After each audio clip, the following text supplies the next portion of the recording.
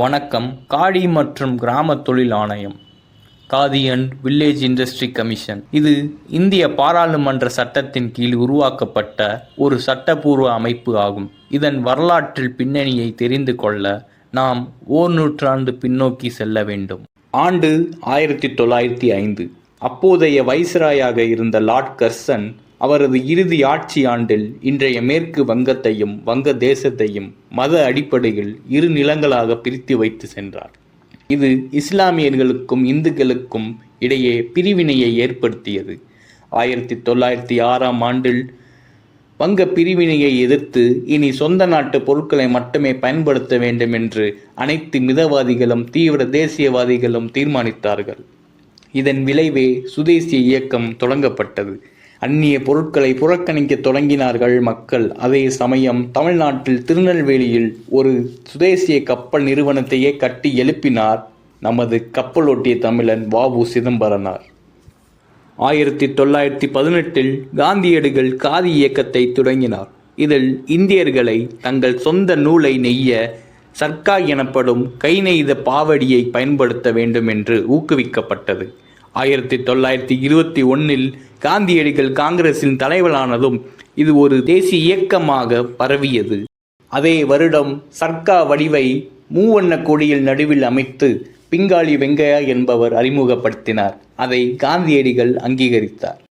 India சுதந்திரம் அடைந்த பிறகு இந்திய அரசு காந்தியின் கிராமப்புற பொருளாதார கருத்துக்களை தேசிய கொள்கையில் ஒருங்கிணைக்க விரும்பியது.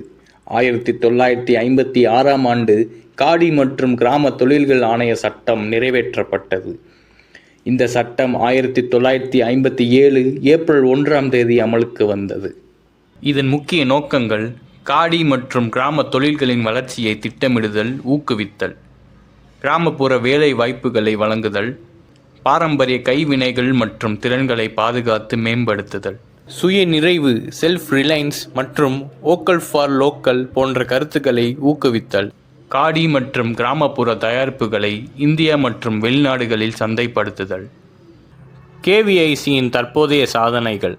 வருமானத்தில் சாதனை. கேவிஐசி 2024-2025 நிதியாண்டில் 1.7 லட்சம் கோடி வருமானத்தை பெற்றுள்ளது. இது இந்திய வரலாற்றில் இந்த துறையில் இதுவரை பதிவானதில் மிக உயர்ந்த தொகையாகும். உற்பத்தி மற்றும் விற்பனை வளர்ச்சி. கடந்த 11 ஆண்டுகளில் மட்டும் உற்பத்தி 347% உயர்ந்துள்ளது. 2013-14 நிதியாண்டில் ரூபாய் 26,109 கோடியில் இருந்து 2024-2025 சுமார் 1,16,600 கோடியாக உயர்ந்தது. விற்பனை ரூபாய் 31,154 கோடியிலிருந்து 1,70,551 கோடியாக 447% உயர்ந்துள்ளது. காதி துணி மற்றும் உடை வளர்ச்சி. காதி துணி உற்பத்தி ரூபாய் 811 கோடியிலிருந்து 3,783 கோடியாக 366% வளர்ந்துள்ளது. காதி உடை விற்பனை ரூபாய் 1,081 கோடியிலிருந்து 7,145 கோடியாக 561% வளர்ந்துள்ளது. வேலைவாய்ப்பு உருவாக்கம். கேவிஐசி சுமார் 1,94,00,000 பேருக்கு வேலைவாய்ப்பு வழங்கியுள்ளது. கடந்த 10 ஆண்டுகளில் 7.4 லட்சம் பயிற்சி பெற்றவர்களில் பெண்கள் மட்டுமே 57.45%, 5 லட்சத்திற்கும் மேற்பட்ட காதி கைவினை தொழிலாளர்களில் 80% பேர் பெண்கள் மட்டுமே உள்ளனர். எனவே நாம் காதி பொருட்களை பயன்படுத்துவோம்.